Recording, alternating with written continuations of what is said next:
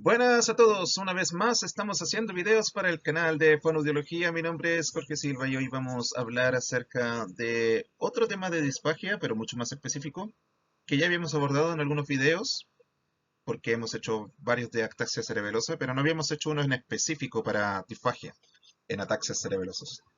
Bien, este video, para quien lo escuche por primera vez, va a enseñar aspectos esenciales de la disfagia, cómo se relacionan con las personas con ataxia, cuál es su patología, cómo influye en la disfagia y las opciones de tratamiento que existen, porque las hay, las hay. Y más adelante quizás podamos hacer una reseña completa de un tipo de tratamiento que podamos utilizar para rehabilitar disfagia en pacientes atáxicos.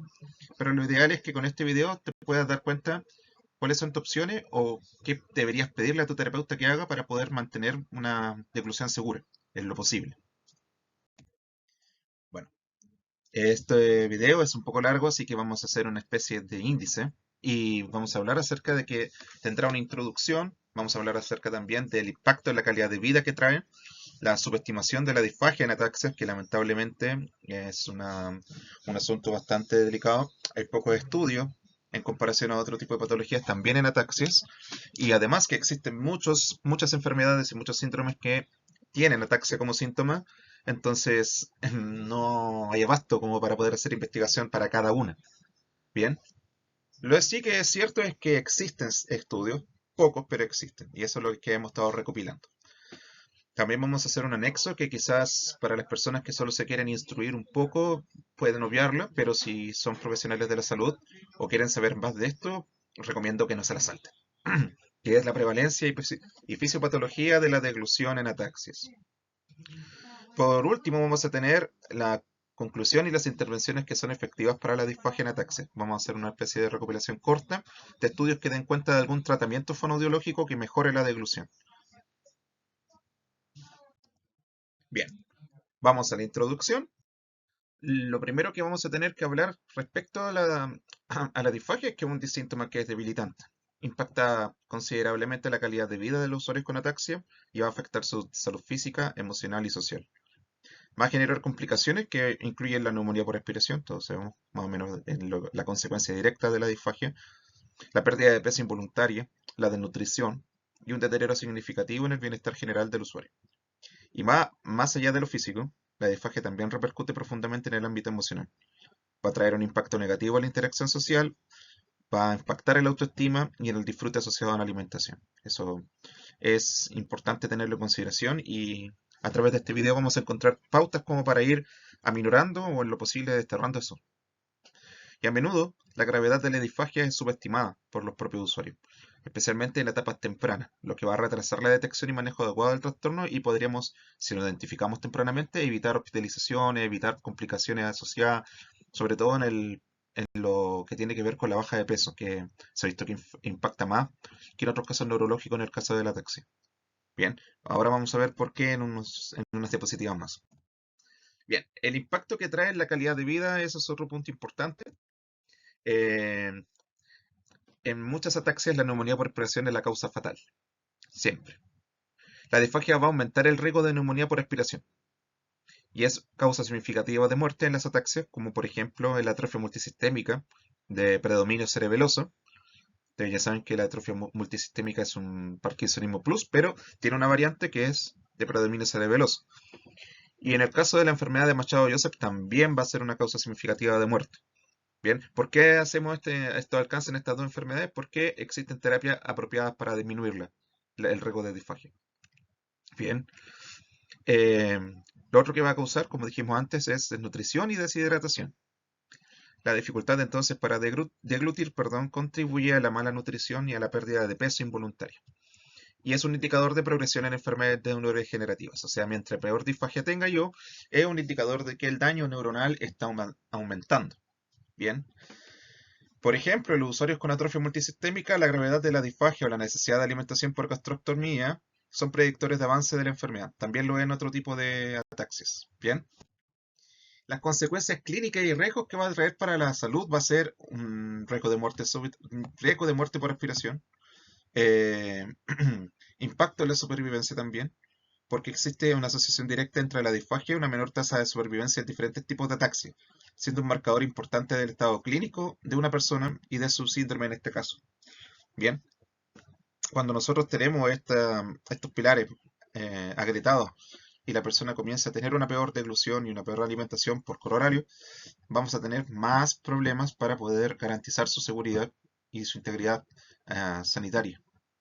Si las condiciones ambientales no son las óptimas, sabiendo que el impacto que trae la ataxia por su grado de discapacidad es importante, y a su vez tenemos estos problemas relacionados con la deglución en sí, muy probablemente esa persona esté en un grave riesgo de neumonía por respiración y por lo tanto de poner en riesgo su vida.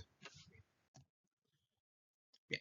El impacto psicosocial y emocional que trae la disfagia es potente en el caso de la ataxia.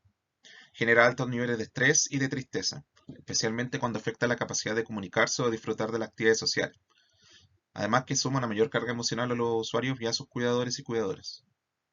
El aislamiento social es recurrente. Las dificultades para comer frente a otros van a producir vergüenza y culpa y evitan encuentros sociales que van a reducir su calidad de vida y la integración dentro del entorno de esa persona. También va a influir en la percepción personal. Van a mostrar cambios en su autoimagen debido a sus limitaciones funcionales, lo que afecta su autoestima y su habilidad para mantener relaciones significativas. Este punto es muy importante y muy pocas investigaciones hablan al respecto. Otro punto es la fatiga que se asocia a la disfagia.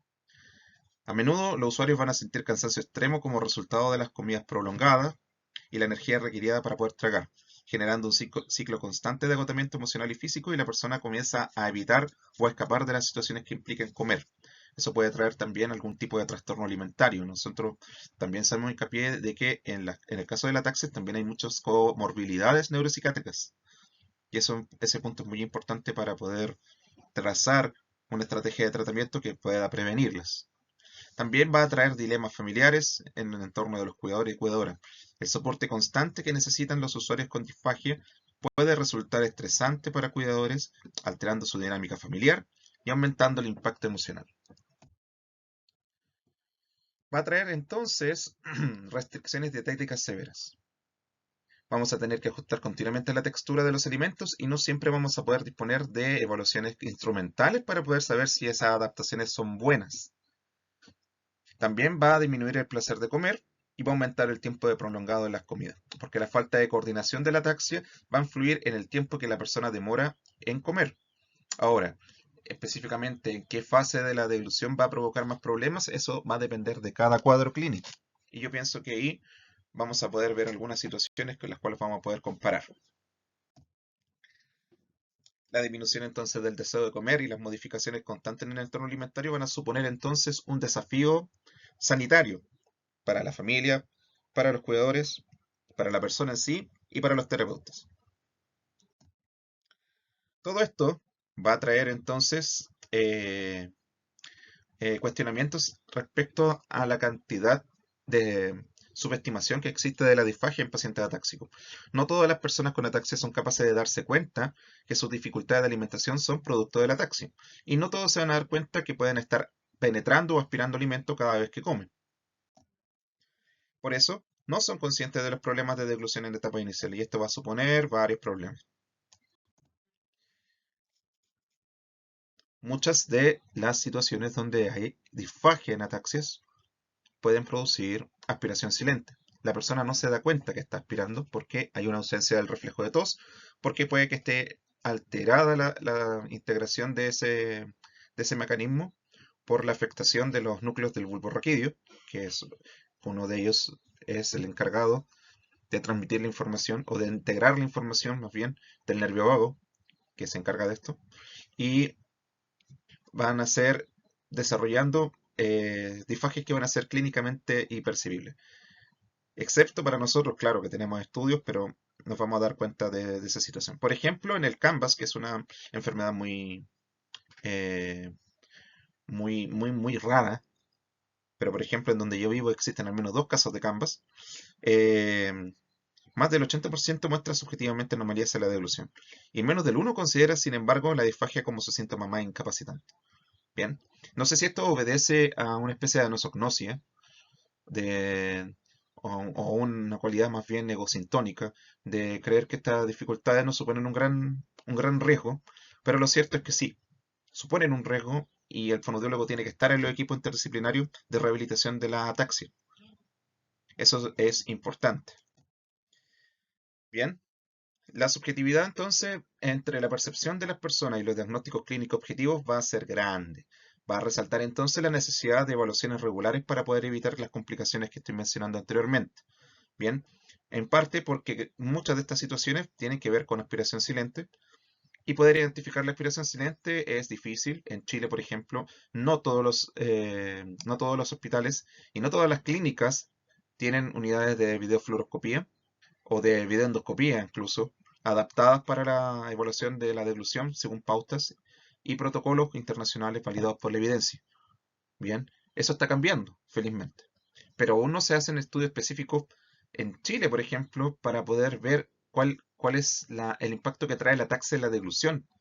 Entonces es difícil poder trabajar en base a normas, por lo que vamos a tener que estar constantemente leyendo para poder referirnos a criterios respecto a estas circunstancias.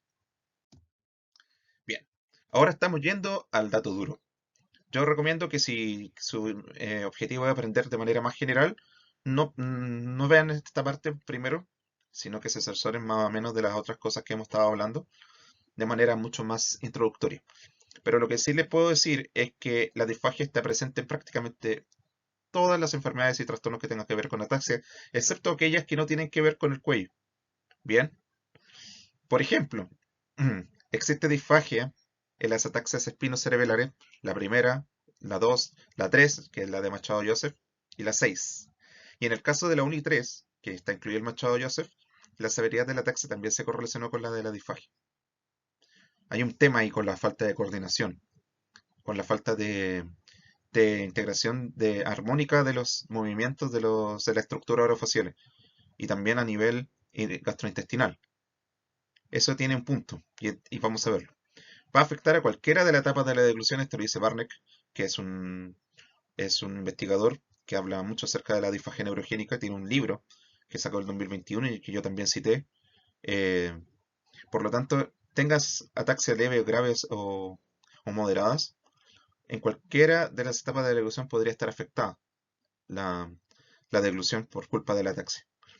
Y un ejemplo, en ataxia de Friedrich, la disfagia puede llegar hasta el 98% de los pacientes. Estamos hablando de prácticamente el 100%. De esos, el 34,2 va a presentar compromiso significativo de la vía aérea, por lo que existe un problema de incoordinación que no va a afectar solamente a la estructura de la deglución en sí, sino que también a los pulmones, a la respiración, y que eso también se correlaciona directamente con la deglución. Y un 26,3 va a aspirar silenciosamente, porque no va a haber tos ni ningún signo evidente que indique que algo está penetrando la vía aérea.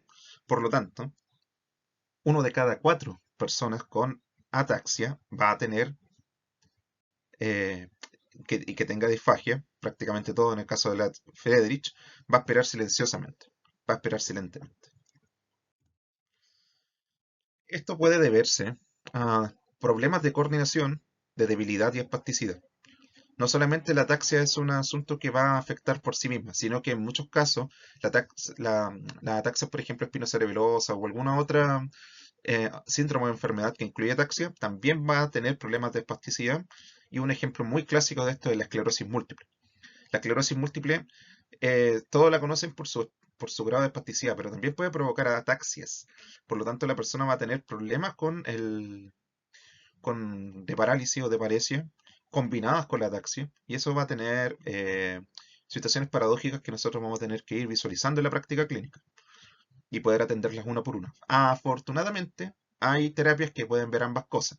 Existe, por ejemplo, evidencia de que en la terapia de Lee Silverman, Voice Therapy, eh, es apropiada para estos casos en personas con esclerosis múltiple y ayuda a protegerlos de la deglución, de la disfagia, perdón, y ayuda también a sus parámetros vocales, sobre todo la intensidad vocal. En el caso del Niemann-Pick tipo C, que es una enfermedad bastante cruel, también un tipo de ataxia, la prevalencia de disfagia es de un 37,37%. Pero en toda la ataxia mencionada, la principal causa de muerte siempre ha sido la neumonía por aspiración. Nosotros podemos ser muy, muy elemental en esto, prevenir la muerte prematura en personas atáxicas, si somos suficientemente cuidadosos, y pueden integrar la evidencia que existe hasta el momento. Tenemos que saber, eso sí, por qué. ¿Por qué la ataxia provoca disfagia? ¿Y cuándo la provoca? ¿Y cuánto es severa? Lo primero de todo es que la, la ataxia va a producir una pérdida de coordinación del movimiento, sobre todo de los movimientos voluntarios.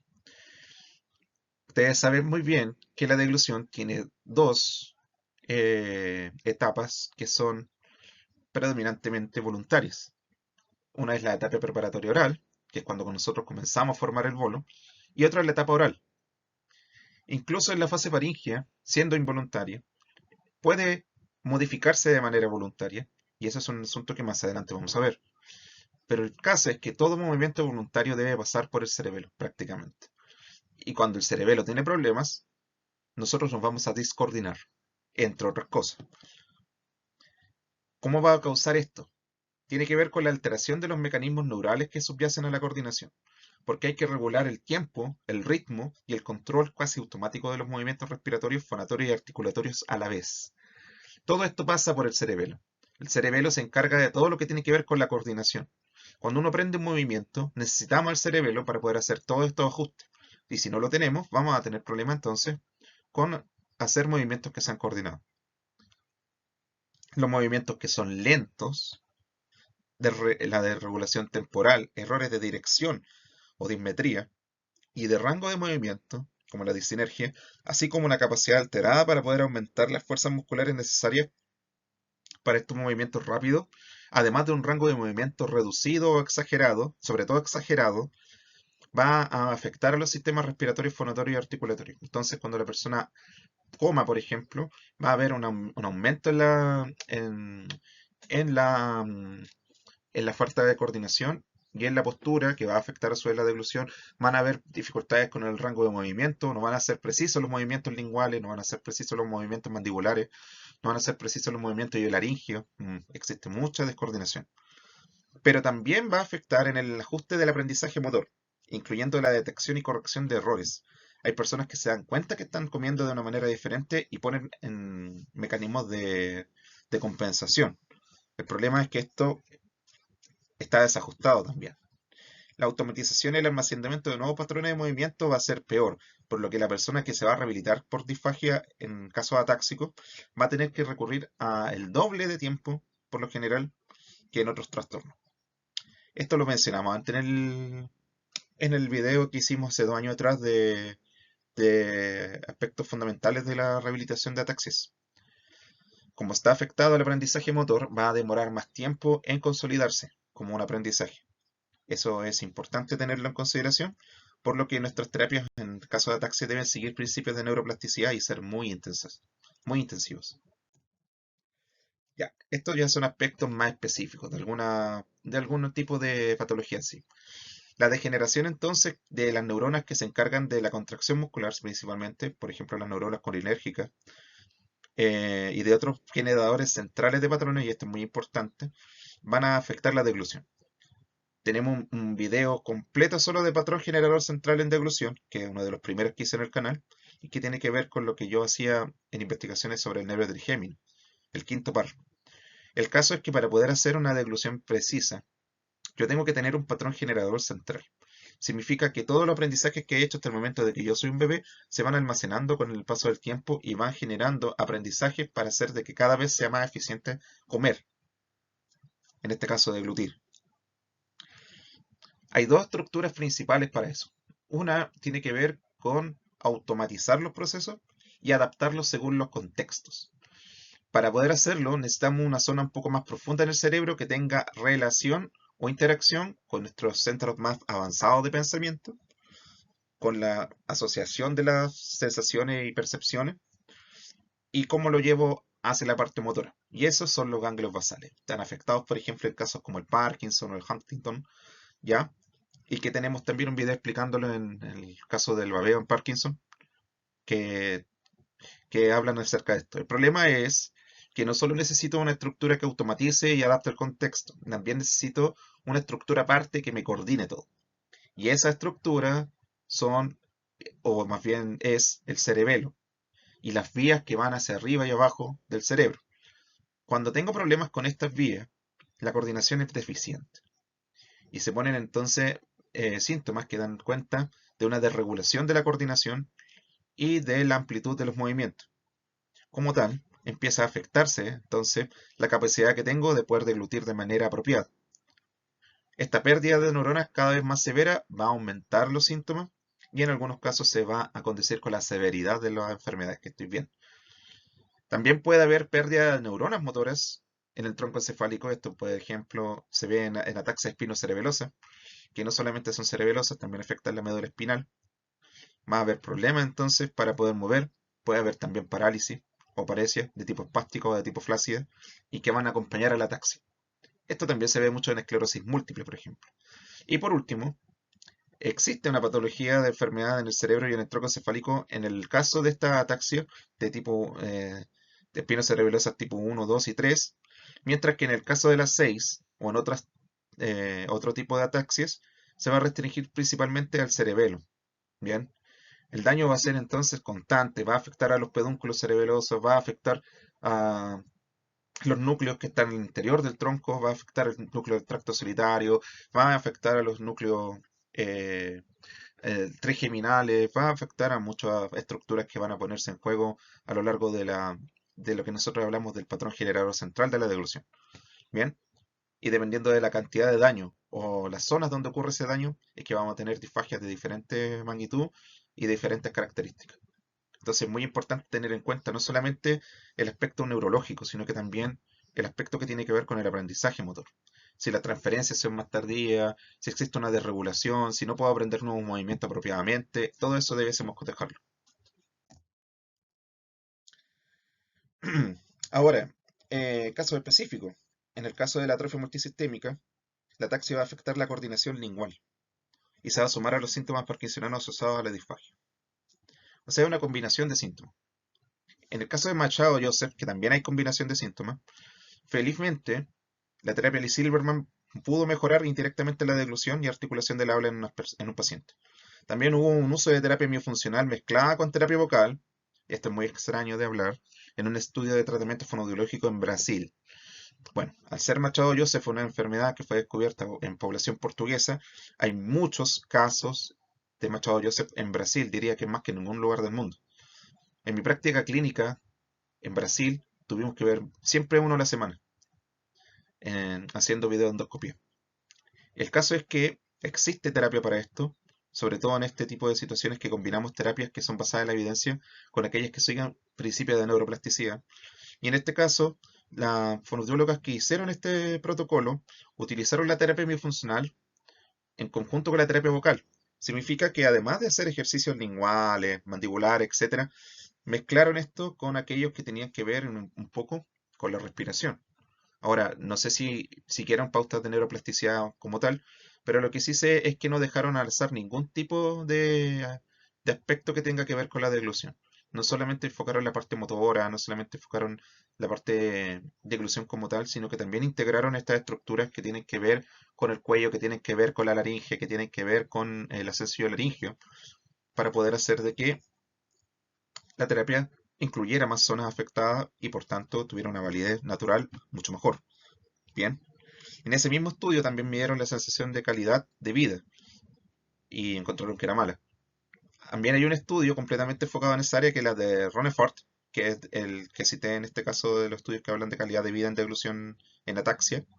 Y de ese estudio se habla de que los parámetros para escoger rehabilitar una persona con ataxia, con disfagia, es que tenemos que mejorar la tonicidad muscular. ¿Por qué? Porque en los casos de ataxia cerebelosa existe hipotonía. Esto es importante. Nunca una lesión directa en el cerebelo va a paralizar a alguien, pero sí va a disminuir su tonicidad muscular. La movilidad, que en este caso está comprometida por los síntomas cerebelosos que ya dije, la dismetría, la disinergia, la falta de diadococinesias, por ejemplo, va a afectar el control postural porque van a haber cambios constantes, un vaivén, que para poder compensarlo las personas van a aumentar su base de sustentación, van a tener movimientos psicomotores que son alterados y también va a afectar la función de los tejidos blandos, sobre todo del velo del paladar. Muchas personas con ataxia tienen hipernasalidad porque el velo del paladar no funciona tan adecuadamente. Algunas personas van a regurgitar, van a tener también problemas para que el bolo se mantenga en su lugar al momento de hacer la fase oral. Esto es importante. Va a haber debilidad, por ejemplo, en la lengua, va a haber debilidad en los músculos supraoídeos, va a haber debilidad en mejilla y labio incluso, sobre todo en casos donde la ataxia afecta también el nervio facial, y eso va a suponer también una debilidad en el rostro, producto de esta afectación del nervio facial. También va a proponer las funciones, debemos promover funciones orofaciales adecuadas, masticación, que ya lo dijimos, succión, deglución, respiración, voz y habla. Bien, por esa razón esa terapia utilizó varias cosas a la vez, aunque no sé si es garantía de que científicamente hablando pudiese solucionarlo. La buena noticia es que ellos liberaron esta información, lo que significa que yo puedo hacer un desglose y poder hablar un poco más acerca de qué estrategias debieron haber tomado en cuenta para poder rehabilitar a las personas con ataxia a través de ese protocolo. Así que más adelante quizás hagamos un video solo de eso y vamos a proponer un tratamiento en base a ello. Bien, también existen estudios específicos de maniobras compensatorias. Y en Japón, que son expertos en todo lo que tiene que ver con consistencia de alimentos, utilizaron gelatina con un espesante especial en conjunto con maniobra supraglótica, que es un tipo de maniobra que se utiliza de manera compensatoria para la deglución, aunque se puede utilizar como entrenamiento, pero es difícil hacerlo en todos los pacientes porque tiene contraindicaciones. Y esto va a mejorar los signos de disfagia en ataxias degenerativas. De 7 usuarios con ataxia que tenían disfagia, 5 no mostraron aspiración al cambiar el bolo 1 gelatinoso. Y estos estudios los comprobaron con videofluoroscopía, lo que significa que la evaluación instrumental reveló que efectivamente ya no estaban aspirando. Qué importancia, ¿eh? Ojalá todos pudiéramos hacer lo mismo. A nivel de textura, entonces, la gelatina tradicional se vuelve acuosa o se fragmenta en pedazos más pequeños difíciles de tragar. La agencia que se encarga de evaluar las consistencias del alimento, la IDDSI, recomienda gelatinas japonesas de entrenamiento de disfagia, hechas en base de goma de algarrobo o de goma chantán. Y esto hace solo 2 años atrás lo sacaron. Es muy reciente, pero existe. Hay protocolos específicos para esto en ataxias. También existe una guía de buenas prácticas en ataxia, que yo lo cité anteriormente en ese video, donde se mencionan todos los tratamientos fonoaudiológicos aceptables por parte de la asociación. Ataxia UK, que es la que tiene más presencia a nivel mundial sobre ataxias. Es como la Parkinson's UK. Y que la AHA, nuestra asociación, pero en Estados Unidos, de fonoaudiólogos, recomienda en su página para el tratamiento de la ataxia. ¿Y cuáles serían esas cosas? Bien, se recomienda hacer una historia clínica detallada, incluyendo síntomas, dieta actual y preferencias. Bien, muy en la línea que habíamos estado citando anteriormente en el video. Tenemos que hacer evaluaciones instrumentales, que ya les dijimos que son la videofluoroscopía o el FES o videoendoscopía, cuando la exploración clínica no sea suficiente para guiar el tratamiento. Hay que tener un acceso abierto a servicios de fonoaudiología según la necesidad del paciente, usuario o usuaria, pero hay que tener ojo que esto no siempre va a ser así, y sobre todo en países como Chile, donde no existe una clara eh, instrucción formal hacia usuarios y usuarias, además de profesionales de la salud, específicamente en ataxis. Es un poco, es una tierra de nadie, pero que puede ir con el tiempo disminuyendo ¿cómo se llama? Nuestra ignorancia en torno al tema. En parte por eso hago estos videos, para poder incluir todo esto en nuestros esquemas de tratamiento. También aboga por enfoques multidisciplinarios. Se promueve colaboración directa entre fono y nutricionistas para poder asegurar hidratación y nutrición adecuadas. ¿Por qué? Porque, como les dije antes, la faja de peso y la de nutrición son de facto en ataxia. Hay muchas ataxias que dependen de nutrientes, como así, lamentablemente, que podamos suplir la falta de nutrientes no va a mejorar la ataxia. También se promueve colaboración entre fono y terapia ocupacional o kinesiólogo también, para poder optimizar la postura, que es importante, y el uso de ayudas durante la alimentación. No podemos estar solo en esto, es un trastorno complejo, es una sintomatología neurológica compleja, y debiésemos tener en consideración todas estas cosas. Llegamos a la parte final de nuestro video. Tenemos que hablar acerca de las intervenciones efectivas para la disfagia. Bien, ¿Cómo podemos evaluar y diagnosticar de manera temprana? Lo primero es hablar de la identificación por cuestionario. Nosotros utilizamos mucho el IE-10 y el SWOT, que son herramientas recomendadas y que hay estudios en ataxia para utilizarlas, para evaluar el impacto de la disfagia en su calidad de vida y para detectar problemas tempranos en la ingesta en personas con ataxia.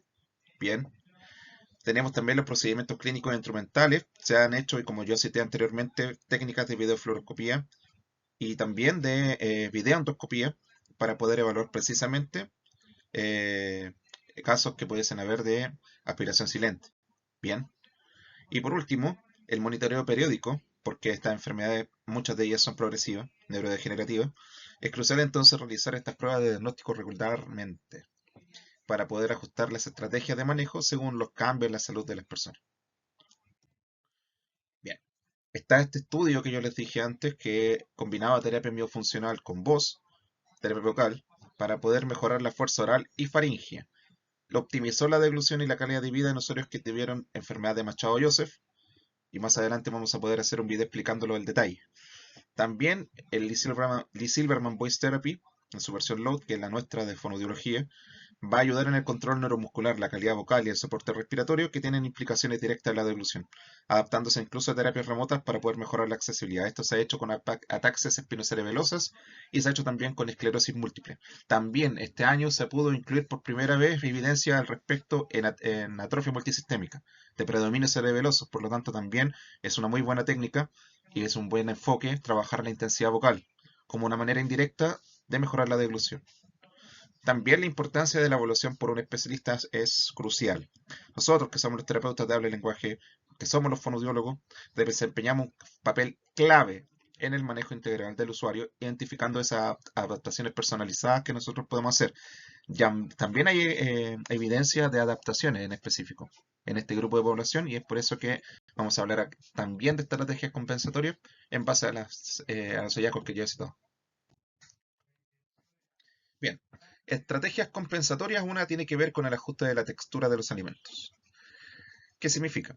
Que yo voy a modificar los líquidos de los alimentos o los sólidos a purés o espesados para ayudar a reducir el riesgo de aspiración. Eso sí, debe supervisarse su impacto en el sabor y la hidratación y acompañarlo en lo posible de la evaluación instrumental que pueda indicarnos si precisamente ese tipo de consistencia fueron las que tuvieron menor riesgo. Bien, cuando nosotros hacemos la evaluación, la videofluoroscopía, la consistencia de varios trae diferentes tipos de dosificaciones y de consistencia. Entonces, dependiendo de cada una de ellas, cuál les fue mejor, cuál les fue peor, nosotros vamos a ir adaptando las texturas de los alimentos. Es importante, sí, que al hablar de la textura y adaptación de la textura, no nos hagamos solamente la imagen más monótona y aburrida del espesante de alimentos más clásico, que puede, aunque diga que no cambia el sabor, lo cambia, aunque la expectativa de las personas cambien, nosotros tenemos que tener en cuenta esas situaciones porque afectan el desempeño de la persona al comer. Una persona con una baja expectativa, aunque use el mejor espesante, pudiera tener problemas. Entonces la intervención aquí tiene que hacerse en todas las fases de la devolución, incluyendo aquellas que son de carácter más anticipatorio, carácter ya de conducta alimentaria. Bien, y por otra parte, existen adaptaciones que pueden, aunque tengan su grado de simplificación del food styling, de la, de la presencia visual o sensorial del alimento, no, eso no quiere decir que no podamos hacer alimentos ricos en sabores, texturas y colores para aquellas personas que tienen disfagia. Por eso yo puse alimentos con colores, alimentos que tienen cierta consistencia, dependiendo de las posibilidades alimenticias y de las recomendaciones que nosotros hagamos. Siempre es posible tener una alimentación que sea lo más cercana a la natural. Bien, no estamos en la cama de un hospital, estamos hablando de la vida diaria de una persona. Lo otro tiene que ver con las posturas y maniobras de deglución. El chin tuck o el chin down ayudan a la persona al momento de deglutir de una forma que sea más segura y que evite en lo posible la aspiración y la penetración de los alimentos. Ese punto importante. Y va a también combinarse junto con la maniobra compensatoria del espesor o manejo de la consistencia de los alimentos. Bien. Y por último, vamos a tener que capacitar a los cuidadores y cuidadoras para poder instruir sobre a qué velocidad de alimentación tiene que darse la comida, el tamaño de los sorbos y cuidados durante las comidas también, para minimizar el riesgo en usuarios con disfagias que sean severas. Yo me atrevería a decir en todas las etapas de la disfagia. Siempre hay que ver la parte conductual y cognitiva relacionada con la alimentación, porque va a influir posteriormente en el disfrute, en la calidad de vida e incluso en la efectividad de la deglución. Yo he hecho videos de esto en el canal. Hay muchos videos que explican aspectos que tienen que ver con lo que estoy hablando, con aspectos más conductuales de la deglución, más socioculturales, que es conveniente que lo vean también para que se interioricen cómo ayudar. Bien. Ahora, intervenciones clínicas nutricionales específicas. Bien, existe el uso de toxina botulímica, que es útil en casos de hiperactividad cricofaringea, sobre todo en aquellos cuadros que cursan también no solo con ataxia, sino que también con parálisis, para poder disminuir las complicaciones relacionadas con los bloqueos musculares. Esto no es en todas las ataxias, pasa principalmente en aquellas que tienen un componente de parálisis, eh, y debe serse supervisado por un médico que va a poner esa inyección cada 3 o 4 meses y que van a tener que observarse también a través de pautas de cotejo si eso está funcionando o no, para poder hacer que la deglución sea más segura. Lo otro tiene que ver con la nutrición especializada. Hay suplementos que pueden cubrir deficiencias causadas por la nutrición o la pérdida de peso involuntaria mientras se optimiza la dieta de la persona.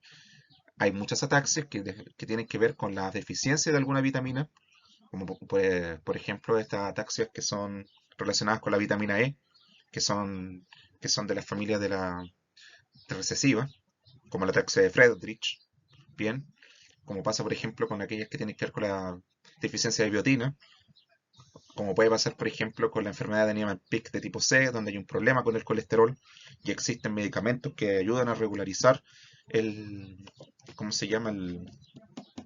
El grado de colesterol en la sangre. Son dietas que incluyen cantidades bajas de colesterol, entonces es importante la nutricionista o el nutricionista aquí para que nosotros podamos complementar el tratamiento, ya que la deglución es la puerta de entrada a la alimentación. Bien, y en casos severos donde ya no es posible asegurar la vía aérea ni con una maniobra ni con un tipo de rehabilitación siquiera, tenemos que empezar a considerar el uso de la gastrectomía y garantizar la nutrición, aunque evaluemos también los riesgos frente al impacto que pueda traer a su supervivencia. Bien, la idea es siempre traer la mayor de las dignidades posibles a las personas que estamos tratando y poder asegurar con la mayor evidencia posible el mejor trato y el más digno dentro de nuestro quehacer. Pero lo cierto es que cada etapa tiene su propia complejidad y merece especial cuidado a lo largo del tiempo. También existen otras terapias y soportes que pueden ser multidisciplinarios también, sobre todo la parte de fisioterapia y terapia ocupacional. Las técnicas complementarias que se utilizan en estos casos, sobre todo las técnicas que mejoran el balance y la coordinación, van a mejorar habilidades motoras. Y eso va a contribuir a la funcionalidad del usuario en su vida diaria. Nosotros tenemos que abogar por la inclusión dentro del equipo interdisciplinario de terapeuta ocupacional y de kinesiólogo, para poder hacer de que al momento de trabajar la deglución sea con una postura lo más cercana a la normal. Los ejercicios de biofeedback, en cambio, son actividades que apoyan el entrenamiento muscular, y han servido en casos, por ejemplo, de atrofia multisistémica, uno de aquellos que tienen que ver con los Parkinsonismos Plus. Puede tener avances significativos y además que también cumple con un requisito para que una terapia sea considerada basada en la neuroplasticidad. La neurorehabilitación tiene en consideración que la persona vea a sí misma cómo se está desempeñando en tiempo real, por lo tanto el biofeedback es fundamental. Y por último, ya que la persona tiene que comunicarse para poder acceder a los alimentos, debiésemos también fundamentar nuestra labor con la comunicación aumentativa y alternativa. La tabla alfabética y los dispositivos electrónicos van a ofrecer un canal efectivo para que las personas con dificultades graves en el habla, en la inteligibilidad del habla, porque la taxia también produce disartria táxica y tenemos un video explicando todo sobre ella, incluso tratamiento, vamos a tener que incluirla también en nuestro quehacer profesional. Como conclusiones, la disfagia es un síntoma debilitante, va a afectar la calidad de vida de las personas con ataxia, impacta a nivel físico, emocional y aumenta el riesgo de complicaciones graves como la neumonía por aspiración. Ya que es una parte multifacética, su manejo va entonces a requerir enfoques multidisciplinarios. Va a incluir a los fonoaudiólogos, nutricionistas, estrategias compensatorias que tienen que ver con el aspecto postural, en eso están kinesiología y terapia ocupacional, y soporte emocional para optimizar la calidad de vida, que aquí también incluimos los psicólogos clínicos y trabajadores sociales principalmente. Aunque no existen tratamientos entonces curativos para la disfagia, aunque ha avanzado bastante en los últimos 2 años en algunos casos, por ejemplo la enfermedad de Niemann-Pick tipo C ya tiene 2 medicamentos aprobados por la FDA que retrasan, en casos incluso significativos, la progresión de la enfermedad, y puede que de aquí a 5 años nos encontremos con algún paper que nos indique en casos donde se puede prevenir la aparición o retrasar significativamente la progresión de la enfermedad, ver cómo es la terapia de rehabilitación en el caso nuestro de la deglución en aquellos usuarios que la enfermedad está siendo controlada o frenada o cronificada. No es lo mismo hacer la terapia a una persona con enfermedad de Niemann-Pick de tipo C, que ya tiene 5 años de enfermedad, que está epiléptico, que tiene síntomas neuropsiquiátricos, a uno al que se le descubrió a tiempo la enfermedad y está progresando desde el inicio con un tratamiento farmacológico que tiene evidencia y que retrasa sus síntomas. Podría, por ejemplo, ganar tiempo el fonoaudiólogo manteniendo y preservando la deglución lo más que se puede y así evitar también complicaciones que tienen que ver con el carácter nutricional de la enfermedad, que es importante también en este caso. También puede pasar, por ejemplo, en aquellos casos donde también existe tratamiento para cierta ataxia. La ataxia de Friedrich, por ejemplo, también ahora tiene tratamiento farmacológico hace menos de 2 años también aprobado. Entonces podemos también hacer un paralelo para ver si las terapias de deglución en estos casos son aún mejores. Bien, la idea siempre es minimizar los riesgos. Los riesgos son la neumonía por aspiración, la desnutrición, la falta de peso y la muerte. Y mejorar entonces significativamente su bienestar general. Pero no solamente a nuestra terapia vamos a poder abocarnos a ese tipo de parámetros más biomédicos. Recuerde también que la persona que hace la terapia de deglución le está tratando de devolver una vida más digna a esa persona. Lo que significa que aquellos parámetros que son socioculturales, más biopsicosociales, que tienen que ver con la calidad de vida, que tienen que ver con la actividad de la vida diaria, también tienen que estar y es muy fundamental. Ojalá hubieran asociaciones de personas con ataxia que pudiesen ver este tema y a instruirse en el fondo con lo que yo estoy enseñando. Pero la idea también es que tengamos en consideración que todos esos flancos, un fonoaudiólogo instruido, una fonoaudióloga instruida puede llegar a cubrirlos. Por eso hay que atacar la falta de conciencia sobre la disfagia en aquellas personas y persuadir a las familias y a los planteles educacionales y sanitarios que la disfagia en ataxia es un peligro real y que influye considerablemente en su calidad de vida. Por lo tanto, es un desafío considerable que va a requerir entonces una combinación de esfuerzos clínicos y familiares para poder mitigar sus múltiples impactos y apoyar la calidad de vida del afectado. Como cualquier tipo de neurodivergencia o cualquier tipo de enfermedad o trastorno que afecte a nivel neurológico, nosotros podemos hacer que la sociedad reaccione de manera más apropiada mientras más divulguemos y hagamos promoción de salud en estos casos. Bien, creo que es todo. Voy a mostrarles las referencias que ocupé para poder hacer el video. Espero que les guste mucho esto. Bien, como se darán cuenta, la gran mayoría, no puedo decir la gran mayoría, pero una cantidad importante de autores eran de origen brasileño o portugués. Bien, y eso es porque, como les dije antes, la enfermedad de Machado Joseph es muy prevalente en Brasil. También está la guía que yo les cité, que ah, yo le volví a hacer clic y lamentablemente ya no está disponible en Ataxio parece que cambiaron de posición el PDF, pero yo lo tengo en caso que alguien lo quiera ver. Más adelante quizá hagamos un video solo de ese manual clínico. Está también esto de la disfagia en atrofia multisistémica, que ahora recientemente está ganando harto artículo, ya que se descubrió que la terapia de Silverman funciona en estos casos. Y yo les hablo de atrofia multisistémica porque de todos los Parkinsonismos Plus, la atrofia multisistémica es la más grave, es la más devastadora. Uno se hace el hincapié de los tres clásicos del Parkinsonismo Plus, la que tiene un poco más de tratamiento farmacológico es la parálisis supranuclear progresiva. En ella un poco de la prolopa puede servir para disminuir los síntomas, pero en la degeneración corticobasal y en la atrofia multisistémica, la levodopa no va a tener mucho efecto, de hecho no tiene efecto prácticamente en muchos pacientes. Bien, Pero sí tienen efecto las terapias que siguen principios de neuroplasticidad y que están comprobadas por la evidencia. En este caso, la terapia de Lee Silverman ayuda. También podría ayudar también la terapia de la MST, la de entrenamiento de la musculatura respiratoria. Bien, pero más adelante podemos hacer algún tipo de video al respecto. Seguimos con las referencias. Eh, Hay también referencias que yo hago en relación a la calidad de vida, también autores brasileños y japoneses en el caso que tengan que ver con la evaluación instrumentales y el manejo de consistencia. Ellos también son muy expertos en esa área, sobre todo en enfermedades neurológicas. Bien, aquí también resalto a Vogel. Vogel es el autor que usé más para poder hacer los estudios de disartria táxica, porque uno de los pocos que logró encontrar tratamientos efectivos o evidencia efectiva de tratamientos vocales en las personas con ataxia. Seguimos con los autores brasileños, ¿ven? Actuación fonoaudiológica en la enfermedad de Machado Joseph. Aquí de nuevo autores japoneses, que es el que vio que las consistencias de gelatina son las más apropiadas. Ojo, no es gelatina con el colágeno que se usa para hacer la gelatina de siempre, no, utilizaron espesante hecho a partir de algarrobo, de un árbol que se da en Chile y que tiene, el fruto del algarrobo tiene propiedades gelatinosas, tiene propiedades reológicas importantes y no se deshace en la boca con la milasa salival, así que también nos sirve mucho. La goma Chantan también sirve en este caso, para que lo tengan en consideración si es que quieren comprarla o ubicarla, para poder espesar los alimentos para sus familiares o pacientes. Seguimos también aquí, Sapir. Sapir es una de las autoras del Lee Silverman. Fue uno de los estudios tempranos que hicieron para poder validar su terapia. La disartria táxica es un tema importante que se puede mejorar, aunque, como dije antes en el video de disartria táxica, la terapia Lee Silverman mejora los parámetros vocales, no mejora los parámetros de inteligibilidad del habla. Eso lo hacen otras terapias como el Be-Clear o la terapia combinada entre el Be-Clear y el Lee Silverman, que también la cité, que hasta el momento hay solamente un artículo que habla al respecto, pero que mejora ambas cosas, voz y habla. También está el estudio de la forma adulta del Niemann-Pick, que trae disfagia en aspiración silente en un 26% de personas.